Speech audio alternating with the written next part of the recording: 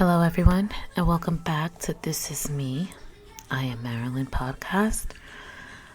I am sorry I did not upload an episode last week, but I was literally on bed rest with an excruciating lower back pain, which segues into today's topic, which is rising up against adversity. So for those of you that follow me, you see that my candle business is Rise Sense. My YouTube is Rise with Marilyn. So if you're wondering why incorporate Rise so much in anything that I do, it has a lot to do with my back pain. So I may get emotional talking about this topic, so just bear with me. So in 2017, I was involved in a motor vehicle accident. It wasn't bad, but the damage was bad on myself. I was rear-ended, and basically I was holding onto the steering wheel, and I was looking over my left shoulder for oncoming traffic. So when the impact hit, the seatbelt kind of locked up, and I turned my body instantly to try to protect my son in the front seat. You know how you do that, mom, hands in front of, the body. So that's what I did. As a result, it left me with nerve damage on my left arm. I had to have neck surgery, shoulder surgery, as well as leaving some bulges in my lower back, and I think it's starting to affect me now. So I'm just praying it's not as bad as it feels. But I go to the doctor on Thursday.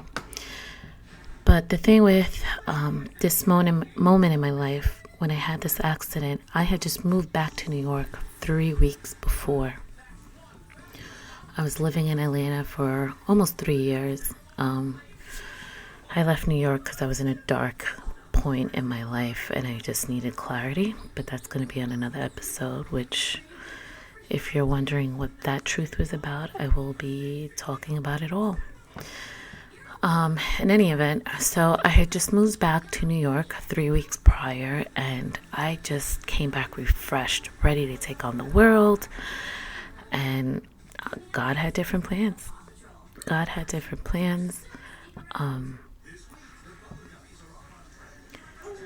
The surgeries in the accident really took a toll in my life, because if you know me, you know I am moving 1,000 miles a minute. I am very independent. I have children. I only had 2 children at the time.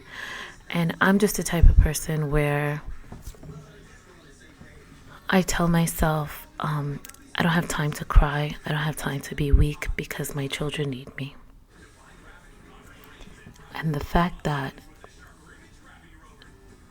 this accident, due to someone's carelessness, took so much from me,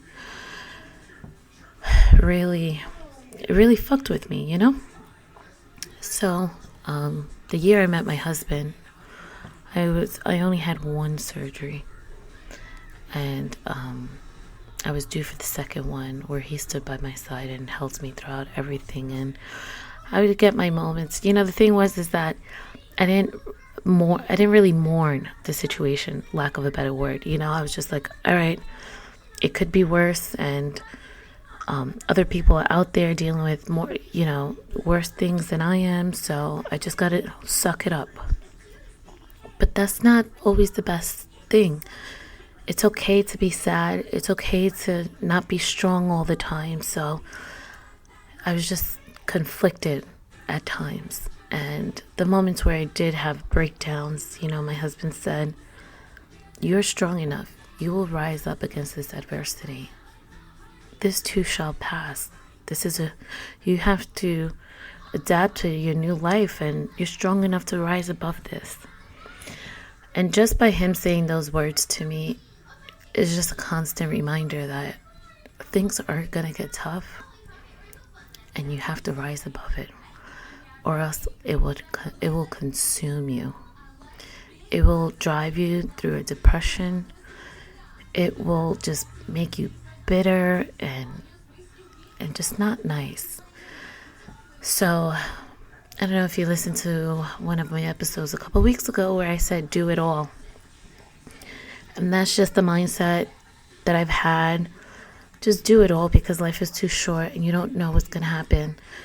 Before the accident, my boys and I used to go snowboarding. It was something that we were starting to pick up. I thought it was just an amazing mother-son's bonding time. And now, because of my injuries, I can't do that anymore. Sometimes when I pick up my babies, I'm in pain. My shoulder swells up, and I'm just very fortunate of the support system that I have. If I didn't, I just don't know how I will make it through. Between my family, my mother, my friends, everyone throughout the years have really rallied around me, and I'm sorry. It's just tough to talk about because I don't really vent that much about it. I just keep it pushing. But in any event, my support system has been great. My children have been great. You know, it was so bad that after my shoulder surgery, my 2 older boys had to help me get dressed. Literally. They had to help their mom put her bra on, put the shirt on. I couldn't comb it. It was bad. It was my bad. It was my trauma.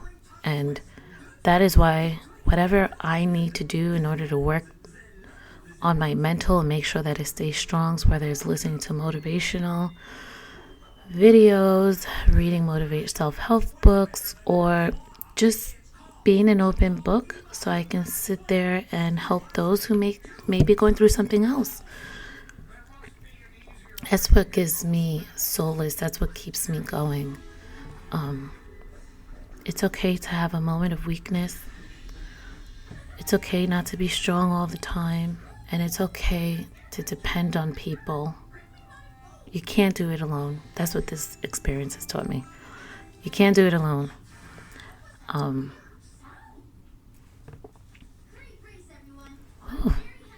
Get it together, girl. I'm just going to wrap this up.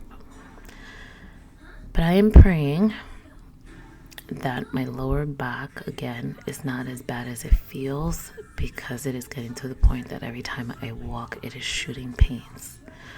But I am going to leave it in the hands of God, because only He knows my path.